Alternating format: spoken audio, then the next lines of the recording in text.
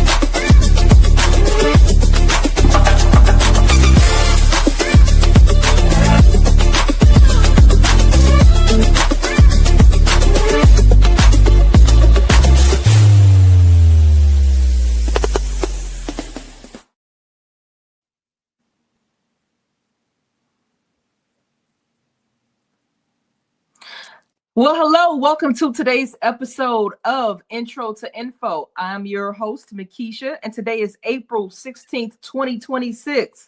So glad that you could join us today, whether you're listening live or in the archive podcast. Tam and Queen of Hearts will be joining us momentarily, but our special guest joins us. This is uncharted waters. I can't wait to delve into this conversation. Let me introduce you to our guest, Ms. Lauren Gabrielle Foster. Miss Lauren Gabrielle Foster is a writer, spiritual guide, moving meditation teacher, and global nomad who, at 58, sold everything and traded a settled life for one lived in motion through jungles, temple towns, coastlines, and ordinary moments that turn out to be anything but. Now 60 and somewhere between New Zealand and wherever's next, Lauren writes about what she finds, the sacred hiding in unremarkable, the wisdom available in discomfort, the freedom that becomes possible when women stop waiting for permission. Her Substack, Everyday Magic, The Sacred Ordinary, and her weekly insight timer, Practice Daily Body Magic, serve women in midlife who are done with dogma, but not done with depth. She is currently gathering material for a book series, mined from years of travel journals and the surprising places meaning shows up when you're paying attention. Lauren, thank you so much for agreeing to be our guest this evening. Welcome. Thank you. Thank you. I love the intro music. I love the introduction. I feel like a star. You are a star. Thank you. Let us get to know you just a little bit more. Let me start by asking you this. At 58, you sold everything and chose a life in motion. What was the exact moment you knew I can't stay the same anymore? It was a series of small moments. It's like the universe is, I spent 10 years as a virtual hermit on the side of a mountain in the Appalachian Mountains of East Tennessee with just my dogs and cats in the forest and the bears and the squirrels, and really just isolated and very, very content, supporting myself by doing advertising sales as a freelance operator. So that was paying the bills, but I was building this business, this tenuous thing that I'm trying to create called Be Happy First on the side. So at the end of 2022, I lost my freelance contract and I had to decide, do I get another one? Or do I try to figure out how to focus all of my energy and attention into my heart business? And that was the way I decided to go. So in the meantime, to keep the lights on, I was driving for Uber. I was driving for Lyft. I Airbnb'd my house and then just went to my family's and rented my house out. And so I was trying to figure out how I could have this life that I had and build the new life that I wanted as well. But it became apparent pretty quickly that I couldn't. I was spending all of my time just trying to keep a roof over my head and a car in the driveway. And so I gradually decided that it was time for my stuff to pay for my life instead of my life paying for my stuff. And in the meantime, I also had a dog and like 6 cats. And I was like, oh, I can't just take off. I've got all these animals depending on me. And then one by one, 3 of my cats were swallowed up by the forest. Some predator, something took them. And I said, okay, universe, I'll do it.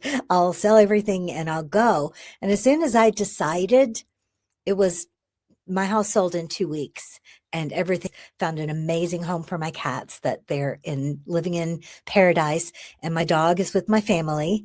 And so everything just worked out exactly right. So there wasn't a moment there. It was a struggle. There were a lot of things that I had to sacrifice in order to choose this way of life, and letting go of each of those, all of my books, all of my possessions, my beautiful little fairy cottage cabin in the woods, my cats, my dog, all my security and stableness in having a in one place home. All of those things had to be sacrificed in order to go on this journey. And that's how it happened. Wow. You are one of a kind in that sense. I've never met anybody who did that, took such a risk. So as far as like a residence, talk to us more about like where you live. So you don't live in a traditional home of any kind. Nope. So No, tell us more about that. Okay, so and I left I left immediately from my little cabin and stayed with my family for about 6 weeks in Middle Tennessee. And I did ask them all to promise that I could come and sleep on their couch or their spare room or their barn if if something went wrong. So I have a soft place to fall if everything goes crazy out here. But at last count, I had slept in 60 different beds in the last 2 years. So usually I try to stay about a month in each place so that I really get to be immersed in the community and the culture and really know what the place is about. But sometimes it doesn't work out that way. Sometimes I'm just, kind of hopping around. A lot of I started my journey in South America where things are very affordable. So I would just stay in Airbnbs and I explored Peru and Costa Rica in that way. But when I came over to Europe and the UK, things are not that affordable. And so I discovered pet sitting as a means of securing lodging. And it turned out to be the very best part because, you meet people and they hand over their beloved pets to you for, a week, 2 weeks, 8 weeks, sometimes even longer. And, you're communicating back and forth about their fur babies and spending time with them before and after. And you really create a family there. I've made friends all over the world in this way. And if I woke up tomorrow a millionaire, I would still be a pet sitter because you're instantly a part of the community and a part of the neighborhood and a part of that family. And that gets to be my home for a little while. And, and I care for it as if it were. Right. So sacred spaces and, the sacred service to care for our beloved pets it's really, really poignant and real and part of the magic of this journey. I can imagine that there is it's very fun and adventurous with what it is that you have happening. But this is not monotony. This is not living in a matrix. This is the antithesis of that. And you probably have seen a lot and learned yourself a lot because you're in all these different, environments and having to adapt and survive. Right? Is that so? Yes, that is absolutely so. And we don't even know how many stereotypes we have in our heads until we go out and witness the world as it really is and figure it out. So for instance, the first one, I was like, oh, I'll just pop into a couple of countries in South America because it's South America. It's all the same. It's vastly different. Country to country are there entirely different cultures and entirely different climates. And hi, Lamb Tam just popped up on the screen. Yay. Yeah. And just yeah, you learn so much about yourself when you are willing to be uncomfortable. You're willing to take risks. You're willing to go and put yourself somewhere new and figure out as a traveler, there's this beautiful balance of being honoring and respecting and fitting in with the culture that you're in, but still retaining your own identity. Not giving up who you are, but being an involved observer that is just deeply entrenched. Again, it's even hard to describe. She's like, how do I honor the Hindu tradition that I lived in for a while in India and throughout Asia, and dress modestly and stay with their customs, but still keep my own identity. And it's brilliant, and it's expanding, and it's enlightening. I really made the right choice to go on this quest. Wonderful. Now, I'm wondering how you were when you were growing up. Were you somebody who was inquisitive, curious, or were you just somebody who was practical and predictable? I was always in trouble. I was always inquisitive. I was always curious. I was caught like 11 miles when I was 11 years old. I was caught very far from my home on my horse with my best friend. We were on our horses in our underwear, pretending we were, I don't know, Indians. Yeah, and when I wrote my book, Happy and Free on Purpose, in 2021, I counted back how many times I have moved up to that point in my life. So if I'm 60 now, I was 51 then? No, math is not my thing, but 2021, however old I was, I had moved 21 times already up to that point in my life. Yeah, and the longest I had ever lived in one place as an adult was 7 years. So I had this nomadic spirit, but in those days, it was more of, I've screwed my life up so completely, I've got to run away and start again. and and seeking outward for happiness and fulfillment and something to make me feel whole. And then I had the 10-year hermit phase where I really got immersed in the forest and the mountains, and lots and lots and lots of alone time getting to know myself, and came back to where I am. And now I'm joyful no matter where I am. So whenever I am moving on, it's in order to witness, to experience, to learn and grow, and hopefully to be sharing my gifts as I go, throughout the world. I'm very interested to know the differences between U.S. citizens versus, I'll say, countries in general abroad. There are weird little random differences about the way we live. Like, for instance, almost everybody in the United States has a clothes dryer. Almost everybody in the rest of the world hangs their clothes out to dry. That they just don't do they consider dryers to be a waste of energy, environmentally unfriendly, and they hang their things out to dry. That's just a fascinating little thing. But as far as the way human beings are, the normal, ordinary U.S. citizen is very much like everyone else in the world. We are much more alike than we are different.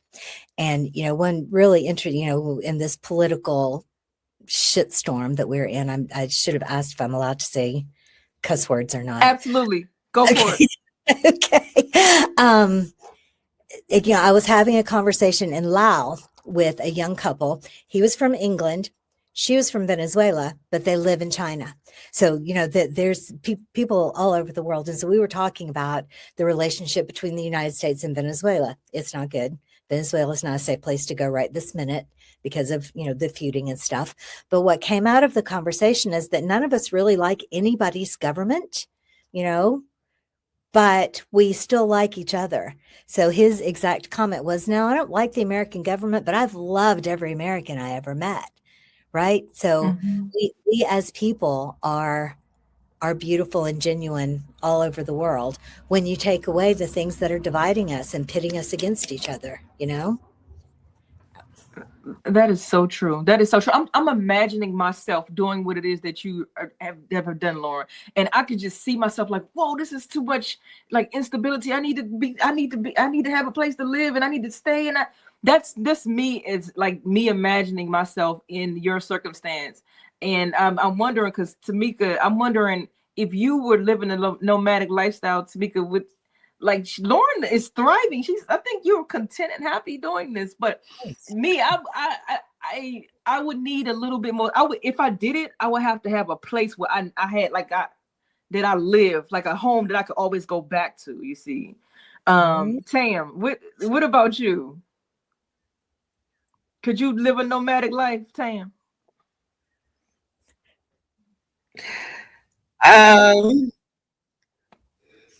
I think I could do it. I think we're spoiled by all the things that we have. Like she said, people hanging up their clothes. My great grandparents used to do that. You know what I mean? It's not even really. It's just living a simpler life. You know what I mean? Hanging up clothes is a tradition that you can pass down. You can do with your children. You know, teaching them things and having. It's nothing like having the smell of the sun drying your sheets. Like you can't get that from something out of a store. And that's just something that you don't even experience nowadays. You know, everything is automatic. Everything is right now, So I love those things. I don't know if I would want to do it completely full time, but I definitely can see myself off the grid for a while just to get away. I think we have too many distractions out here that just don't allow us to walk out in the grass and, be grounded and just take everything in that we have around us. Listen to the butterflies, listen to the birds in the morning. You know what I mean? Mm-hmm. So it's really interesting. Yeah, I could see myself. Yeah. Because the greater difference among countries so the people here in this country and the people here in this country, very similar, but in cities and in the country, there's a bigger difference there within the same country. So like someone who lives in the heart of New York City and is surrounded by concrete every moment, and my life in the mountains surrounded by trees every moment, there's just a completely different feeling in every country. As soon as you land in the airport and then get out of the city, the further you get from the city, the more relaxed, the happier, the more grounded. I feel like we as a race, what do you call us, a species, human beings are suffering from being separated from the earth and the we're what birthed us in the first place. And now the Queen of Hearts is here. Yes, she is. Queen of Hearts, welcome. Welcome. Can you hear me? Yes, glad to see you, baby. Yes, hi. How are you, Miss Foster? How everybody doing? So the gang's all here. Lauren, I want to go back to what you said about how you said sometimes these political things get in the way of how we connect, and the socioeconomic factors get in the way of how we connect. And if they were not a part of the equation, we would get along so much better. Matter of fact, Dr. Martin Luther King said something similar. He said, basically, we hate each other because we don't know each other, because we're pitted against each other. It's basically, it boiled down to, it's all this stuff in the way of us genuinely connecting. So I love that you said that, and you would know more so than myself, as somebody who has traveled this world. So you just taught me something. This is very educational. I mean, you guys are tuned into Intro to Info with your host Mikeisha, Queen of Hearts, and Wham Tam, and our special guest Miss Lauren Foster, who was breaking down some stuff. She's in New Zealand. Let me say this. Ooh. Lauren is she's in New Zealand, and so here in the United States is Thursday, but it's Friday where she is, and that background is It's real beautiful. background. That's really what's behind her. Go ahead, Queen of Hearts. I was wondering if that's the real background or if that's a screensaver. I mean, like a filter, but it is so beautiful. Can I come over there? Can I quantum leap over there? Yeah. And also, Mikeisha, I it is want to because fly kite. it's almost winter here. So we're literally on the opposite side of the world. So you're going into Oh, spring and I'm going into winter. Wow. Who knew? I Who knew? know. well, if And that is winter, I want it. So it's Friday. What time where you're located? 1:20 in the afternoon, 1:20 p.m. Friday afternoon. So Mm. I'm in the future, guys. You Wow. don't have anything to worry about. It's all beautiful in the future. But are they on the same year like there? Because I know some countries, they're not in 2026. They're like 2018 or other years. What years they saying that they're in New Zealand? This is the same year. I've never been any place that there was a different year, but I did celebrate my birthday twice this year when I turned 60, because I celebrated it in New Zealand last year, and then I flew over the international date line to the day before into Rarotonga, a little island in the Cook Islands, and celebrated my birthday again. wow. Yeah, yeah, it was really cool. Yeah. Um, yeah, I don't want us to gloss over what you said, Mikeisha, about letting political differences or other differences of opinion divide us. And if we were to instead be completely curious about each other's point of view, like, oh, I'm so curious about what you think. I'm so curious about why you think that.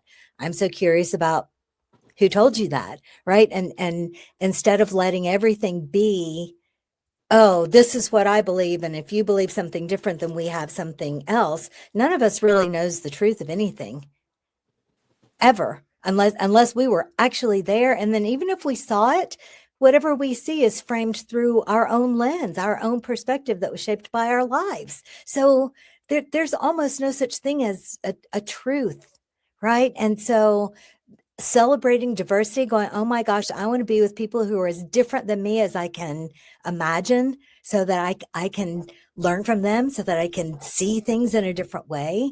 That's how I felt in India. And in India, I was a tourist attraction. Everywhere I went, the Indian people wanted to come and have their picture taken with me. And I researched that, and that especially for young people, they love to post pictures with foreigners on their social media. It just like expands their world. And they're like, look how worldly I am. I have American friends. It's right. So so the places that I visit, I've always been welcomed. I've always been that they want to learn about my culture too. They want to learn about the things that I'm discovering in my travels. So yeah, well, we have the ability to be bonded together, and as we are all one, if we choose it, and we have to each individually make that choice. I Yes. know, Quinn, you have a question or comment? No, I was gonna just piggyback on what she said and said we view it through without biased eyes. You know what I'm saying? From what we was brainwashed, or like she said, the truth that wasn't told, we was taught differently, and we go into things like she's going into without biased eyes through different lenses. You can see how fruitful this world is and everybody in it, but some of us can't see past that, can't see past our nose. Yeah.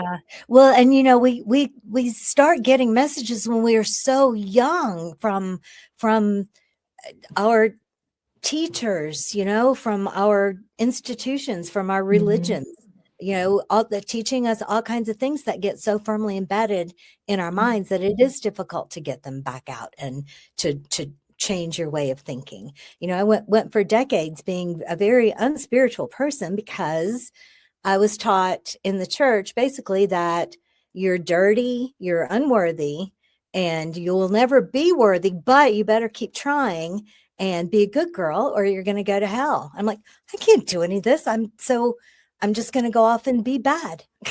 Right. And, and abuse my body and make poor choices and not value myself. And, so it took a long time for me to gradually switch that back around to having self-worth, to having a true spirituality, which is very individual between you and your maker, you and this space you occupy and all of cosmos and whatever names you want to give to the force that beats your heart. That's where you get the courage to do things that you've never done before, is feeling held and witnessed and a part of the universe. Huh, that was profound. I hope this is recorded. Yes, live and in rewind, as Snitchy Smurf would say, Nicole. Have you been to a place where they were not English speakers, and if so, how did you survive that? Yes. Several, actually. Strangely enough, the first one was Norway. I went, and you would think that, that's a European country, that English would be pretty common, but I stayed on a little island that was on a little fishing village. That was just there was very little there, not a lot of tourism, not a lot of reason to learn English. And all of their groceries, when you go to the grocery store, everything was written in Norwegian, and it was difficult. I looked at a lot of pictures. And at that time, I was pet sitting for a cat and 3 chinchillas. Do you know what a chinchilla is? Ooh. I should have given you a picture. It's a little creature that's like a cross between a rabbit and a mouse and a squirrel. They're just sweet little rodents, I guess. And so I was pretty solitary in the 6 or 8 weeks that I was there in Norway. So I didn't make a lot of friends there, anything like that. And then where else was the language very difficult? That probably was the most. Oh, India. So thankfully they have Uber. So you can put where you want to go and hop in a little tuk-tuk to go where you want to go without trying to speak the addresses, names of the places. So there's always ways to work around, and Google Translate works for finding your way. Yeah. Did that answer your question at all? Absolutely. It answered my question, and it has me. I'm just processing what you said, because it made you expand your mind probably on the spot, because you had to think your way through this. And that's not like a common thing that you have to think your way through. And you had to keep doing this. Do you know what that would do to somebody's mind, like in the way of expansion? I'm very impressed with you. And it teaches outside the box thinking, and I promote that. And I'm learning. That's why I stood still for a second, because I said, okay, that's how you would do that. And so I hope that this is an education to others who are listening. Tamika, I could go on and on. I know you probably have a question before I just go on my soapbox and my tangent. Go ahead. The floor is yours.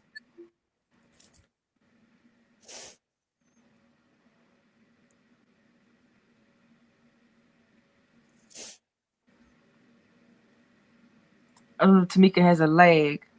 Yes. Is she? Oh, she does. Okay. I have a little bit.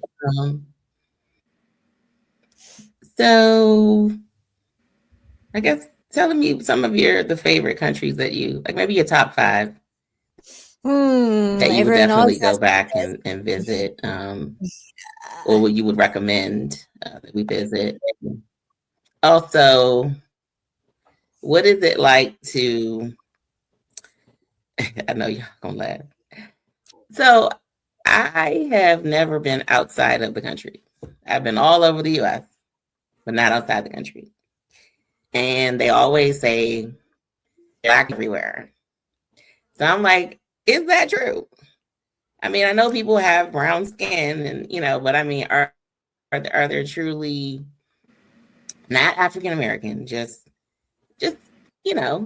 Black people? Are they everywhere you've been?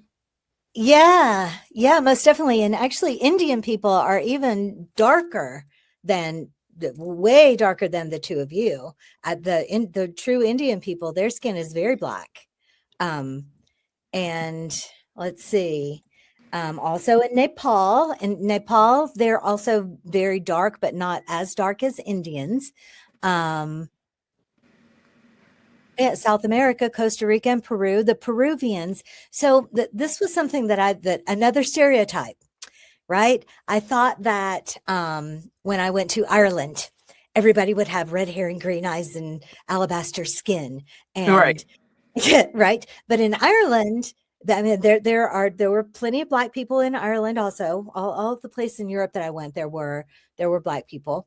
But you couldn't really tell where anybody was from until they spoke.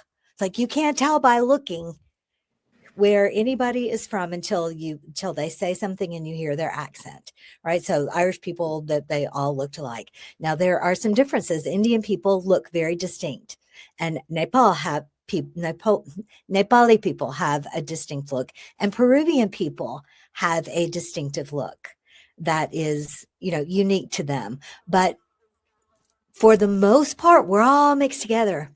Everybody, there's, everybody is all mixed together. We all are starting to look exactly the same. And then I know she asked you, what are some of your favorite countries? Favorite countries. See, that keeps changing all the time.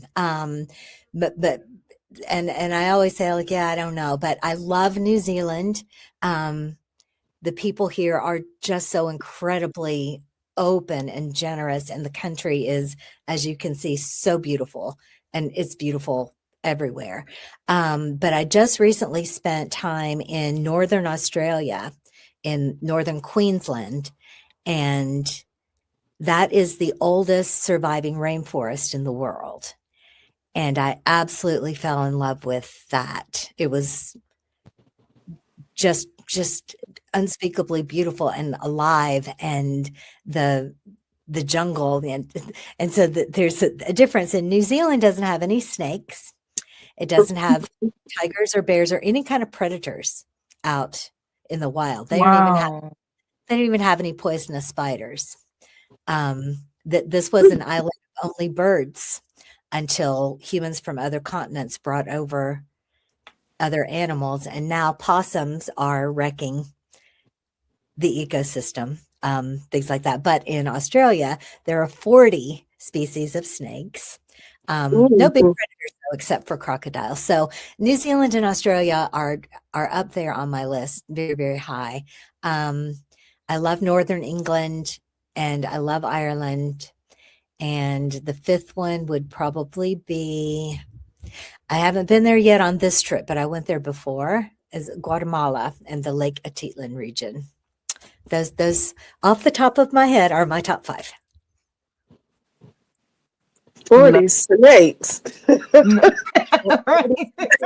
I only like 2 snakes that I play with. You said 40. I don't know about that. That makes me think about the video that I saw over, I want to say it was in India or somewhere in the Middle East, and they kept complaining about the noise in the roof. So they hired somebody to come in and checked it, and when they pushed up the towel, I mean, all kinds of snakes fell out from the roof down on the floor and was crawling everywhere. I said, that's what I would have exited and said, okay, Lord, take me now. That was way too many. I like pythons and I like boa constrictors. I will play with those. Outside of those 2, no. 40? 40 species, 42 species, I think, is something like that, of the snakes that they love the nice, wet, moist rainforest jungle. And most of them are venomous. No, not most of them. No. I'm not sure how many, maybe 10 or less. Not sure about it. Not sure. I didn't actually check the venomous number. I know there's a brown snake that can be actually aggressive. that is poisonous, but doesn't kill you. But people still die in India from snake bites if they don't get the proper medical attention right away. I met an Indian couple in Vienna, actually, who her father died from a cobra bite and a king snake, but only because he didn't get the proper medical attention. He could have survived it, but yeah, snake bites are pretty common in India, in the rural areas. So I know not to visit India. Lauren Gabrielle Foster is our guest. Lauren, you know, the more and more I listen to you, you're doing the thing that people say that is the like one of the best things that you can do to say that you have lived a full life. When they say pay for experiences and not material things, they say travel the world, see how people live in different cultures. That is like the apex of life. People, multimillionaires, billionaires, they say it this is the thing. If you were able to do that, you've done the thing of life. And I don't know if you guys have heard that before, but that has to be a feel. The fact that you've done that, and I love this. This is so amazing. You're teaching me so much. Thank you. Well, so my friend here flies this tiny little plane. I mean, literally, there's room for your body, 2 bodies, and the little dashboard, and then the rest of it is wings. It's so small that she just rolls it out of the hangar by hand, and she took me up in this plane. And as I was getting in, I'm like, you know what? If I die in a plane crash like this, I've lived my life. I have zero regrets. If I were struck down tomorrow, I'd be all right. I'm good for the next, whatever comes next after I leave this body. Because I've not that I'm ready. I still want to do a lot more, but But I get that, and that's very profound. I want to ask you, what scared you the most before you left, and what turned out to be completely different than you expected? What scared me the most? Well, driving on the left is the scariest thing that I have done while I'm here. I'm not a good passenger at all in a car. I just never think anybody is a good enough driver. And in the States, I was an outstanding driver, but when I got over, most of the world drives on the left, and I avoided it as much as I could because everything feels so alien and it's terrifying. But I've gotten over that.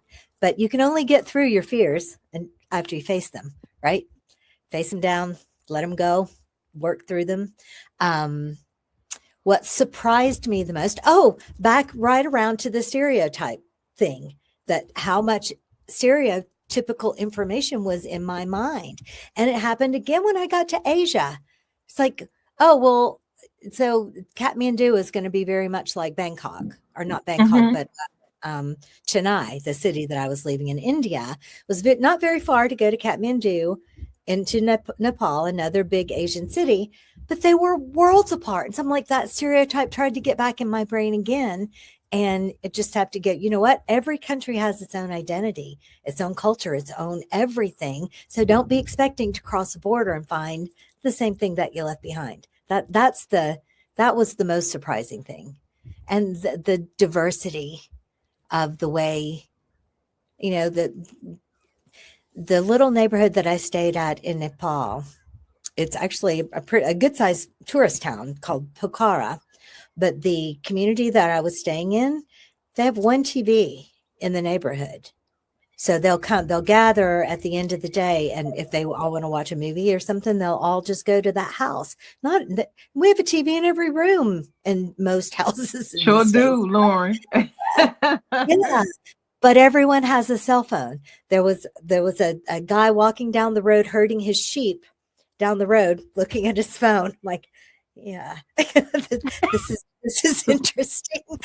I'm herding my goats down this remote road in India or Nepal, watching a movie on my phone. Yeah. Wow. I know that driving on the left side, that is very confusing, because when we went to go visit the Bahamas, my kids was freaking out when we was in the taxi. Hey, tell them he on the wrong side. We're going to crash. And I'm like, no, that's what they do in other countries, European countries and other, countries. They just drive on the opposite. And they was freaking out too, because the steering wheel was on the opposite side. And they're like, how they gonna handle it? And I'm like, they have it under control. Let them do their job. Sit back, relax, and take in the scenery. That's we're here to enjoy ourselves. Let them handle their job. But it was kind of different, like you say, seeing them on the opposite side, doing the turns, a lot of roundabouts and all this other stuff. And I'm like, wow, you would never know until you can actually physically, like Mikeisha say, go there, experience the different culture and how they live, how they dress, how they move, how they network, and you just sit back and be in awe. Because what you see on TV versus being there real time, totally opposite, different. It's the truth. Mm-hmm. Very, very true. Yeah. Lauren, how did your sense of identity change once you were no longer tied to a home routine or traditional structure? My sense of identity. So one of the things that happened while I was back in that mountain retreat, being a hermit, is I'm a spiritual teacher and a life coach and all of those things, and I'm trying to teach women to be, don't let the world upset you. Be strong in yourself. And I was so proud of myself because I was so good at that. But anybody can be calm and zen on the side of a mountain surrounded by dogs and cats and trees, right? That's not really much of an accomplishment. So when I started when I started driving for Uber and in that last transitional year, I started realizing how being challenged by circumstances out in the world is what helps you grow.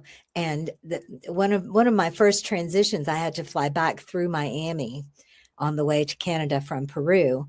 And I found the people in the Miami airport to be just incredibly rude. Every single one of them, from the person that helped me on the plane to the baggage handlers to the security people, they were all just treating us like cattle. And they all but had cattle prods on us long to get us going. And I was so furious and so upset. And had a long layover there. So I was sitting on the floor. The airport was so crappy, they didn't even have a place to sit and type on your laptop. So I'm typing all this stuff out and venting all this. And then I got the revelation that this is the gift. This is when you're able to be in a situation that it just sucks in every direction. And you're like, you know what? I'm all right with this. It'll be over soon. That's when you really have sovereignty. Mm-hmm. And so I tried from that moment on to be even better at being in the flow, being adaptable, being expectant of everything working out, which it always does. Usually it works out even better than you could ever have imagined. And so I don't have my flight. I'm headed back to Scotland in June, and I don't have my flight back. And they're canceling flights all the time because of fuel prices and the war and all this stuff. And just like, it'll be all right. And so that's the identity. Is I've gotten very, very good at not worrying about things that I can't control, and not worrying about things that haven't happened yet. And letting life unfold and embracing all the joy of the moment, and taking every second to look at this view. I mean, oh my gosh, all the power and all of our joys in the moment, and I'm there. Have no idea if that really answered your question or not. Lauren, I'm so into Zodiac, and I would love to know. Can you tell me your sign? I am a Leo. Are you really? Yeah. Okay. Okay, fantastic. Okay, good. Wow. I have a question. Go right ahead. And I don't know if you answered this already before I chimed in. Do you currently have dual citizenship in more than one location? No? Nope. And as far as I'm concerned, that's like the holy grail, to have dual citizenship, or at least a second passport. That's another level of global freedom that you can get. And there are ways to go about it that I may eventually at some point. When I was in Nepal, my friend, beautiful young girl, she says, "Oh, if you ever want to do business or anything in Nepal, I can find you someone to marry. You just have to pay them a couple of $100s a month.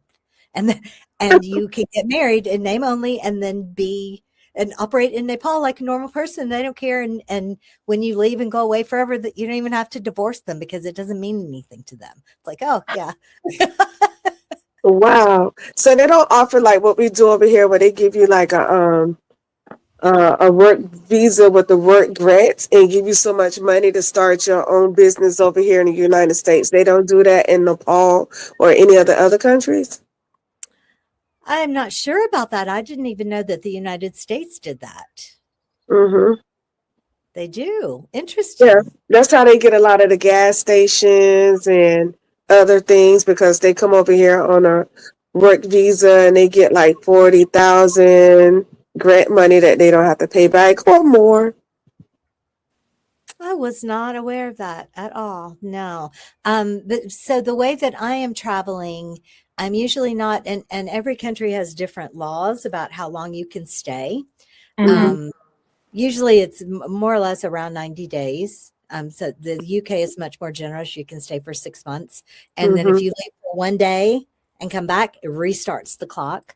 Whereas the Schengen region, which is most of Europe and some other countries around, you can only stay 90 days in any 6-month period. So if you stay for 2 weeks and leave and come back for 2 weeks, that all just adds up. And if you overstay your welcome, you don't get to come back. You know, every Wow. country in the world has immigration laws, and if I come here and say I'm going to leave after a certain amount of time and I don't do it, that they'll send me home, and they will never they don't let you come back. It's quite strict. Some more strict than others, but yeah, and nowhere in the world can you just fly in and hop off the plane and say, I'm going to stay as long as I want. You got to say, usually you have to show a return ticket that I've already booked my ticket to leave. I promise I'm leaving. I'm not going to stay forever. So Wow. yeah, and it's interesting to me that the United States gets such a, Mm. I mean, not to get into the messy parts of ICE and all of that. And of course, there are horrible atrocities going on, but being firm about immigration is something the whole world does. So I'm not sure why everybody gets so mad at us for being firm about immigration. I don't know. It's a very, the most important thing that I have learned about everything and every question is there's almost never a simple answer. And there's usually way more than even two sides to a story. Like, this came up in Nepal. They breed elephants to work in the state park. And I'm a giant animal lover. I think animals' rights should be equal to humans. And so I may be way out there on that, but I've really struggled with the idea of elephants being used as beast burdens and all that, and giving rides to tourists. That really bugs me. But at the same time, the person that has that elephant, that may be the only way they can feed their family. That may be the only source of income that they have, is letting people ride their elephant. So you can't just say, no, this is wrong, and ignore all of the consequences and circumstances that are around it. Again, I can't seem to answer a simple question without going off on a tangent. I'm sorry, Mikeisha. I'm here for it. This is what we invited you on the show for. And I told you when we were on the call with our producer that this is uncharted waters. And so please teach what you know, teach what you have learned, because this is something we've never tackled before. And I'm telling you, child, I'm fascinated. I've tried to stay poised, but inside I'm like, wow, this is so cool. Right.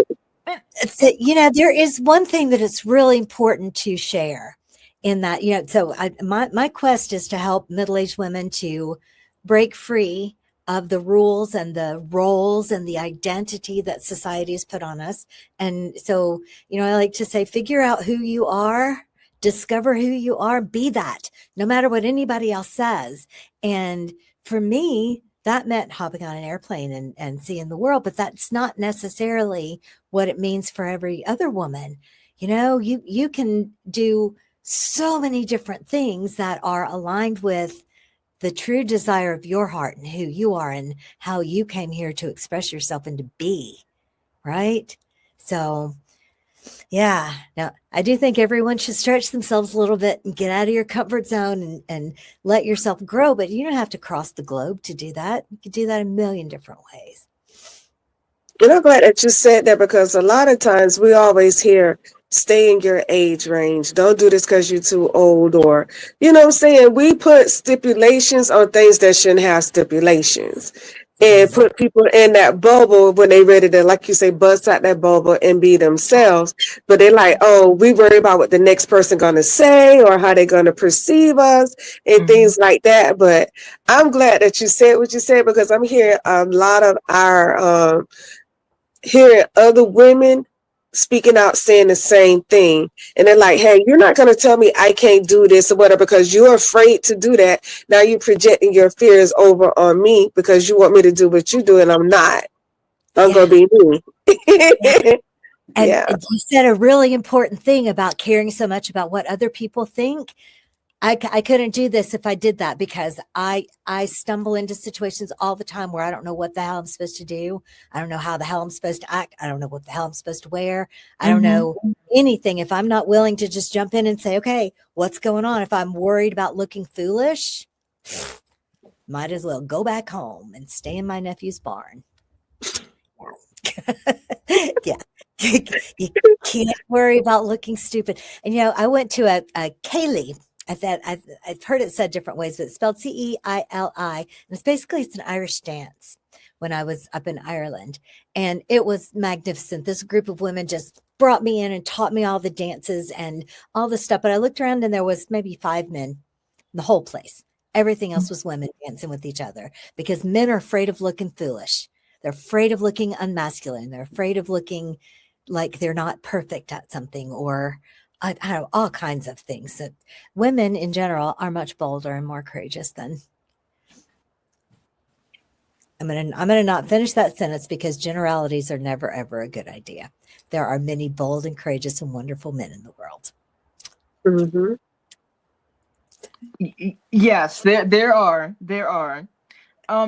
Now, Lauren, you talk about women not wanting permission or needing permission. What does permission look like in real life, and why do so many of us wait for it?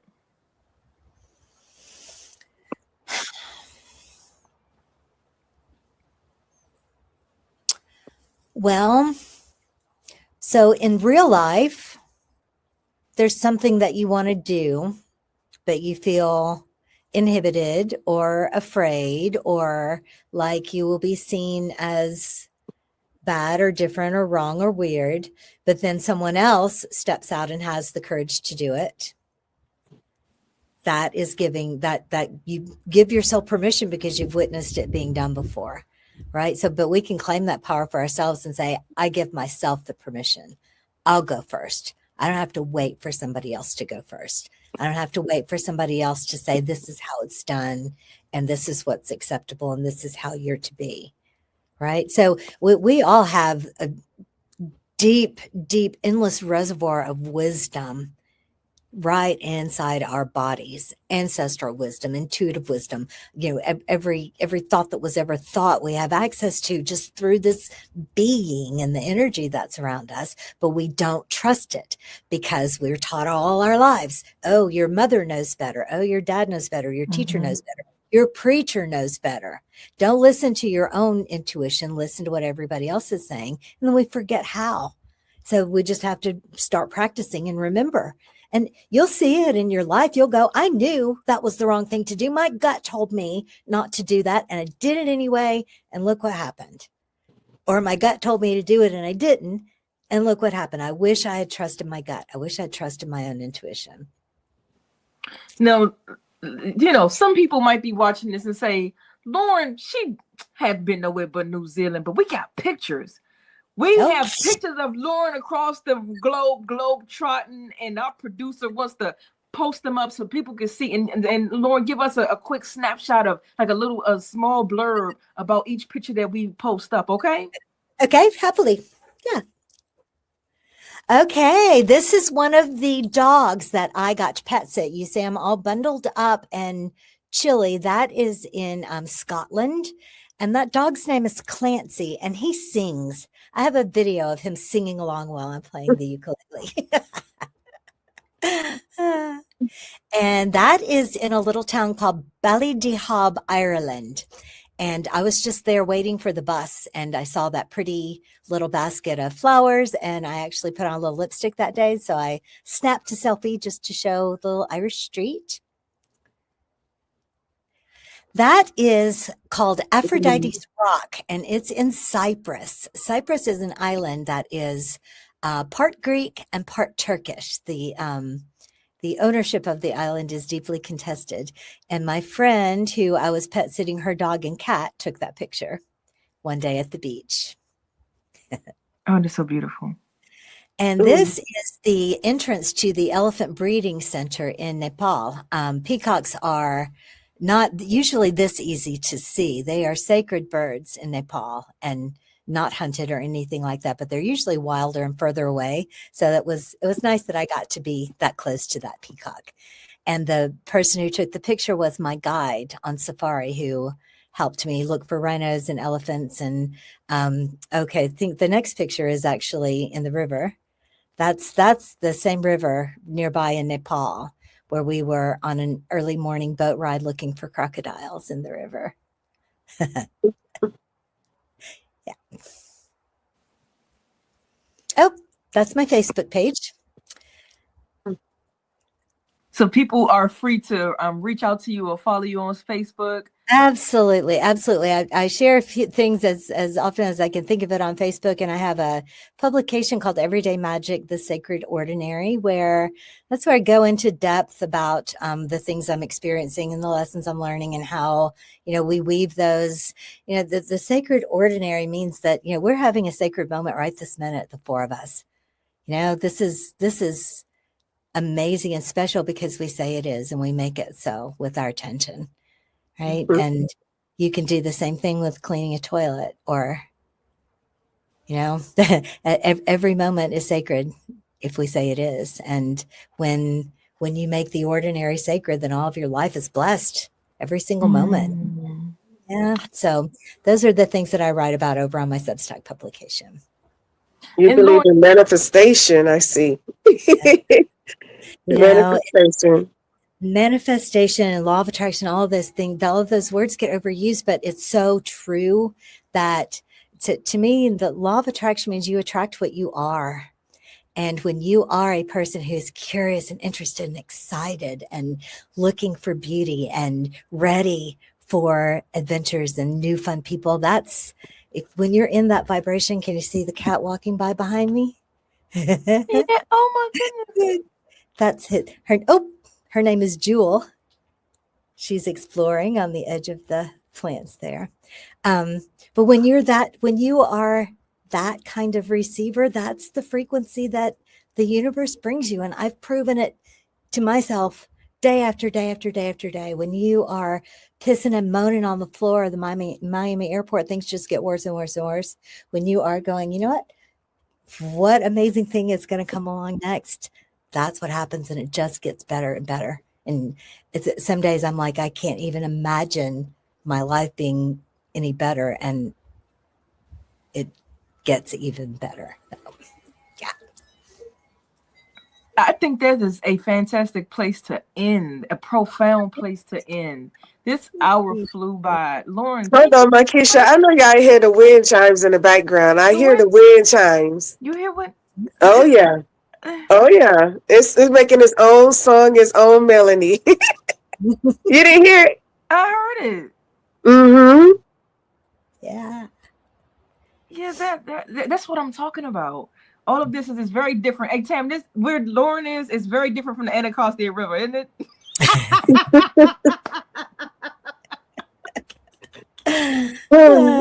And not only that, I mean, she talked about vibration and the timer was on. It was perfect. You talk about vibration and then the wind chimes decided to go. God say, I'm here. I hear you. That's here right. you go. That's right. Mm-hmm. Thank you so much for having me. This has been so much fun. Thank you for being our special guest today. You were a fantastic guest. And I want to have other topics that we never have spoken about before. Lauren, please stay in touch with me. You could teach a lot of people a lot of things. Tam and Queen of Hearts, thank you for being gracious hosts at my side. Of course, Nicole Snitchy Smurf, poet. Thank you for being a wonderful producer, and I thank the J King Network for having us. Want you all to have a great week next week. And Lauren, any closing words before we shut down tonight? No, that I good. Just discover who you are and be that. That's all. Anything anybody needs to say. Thank you, guys. Good night. Until next time. We love you.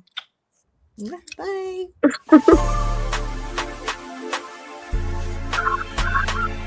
Okay.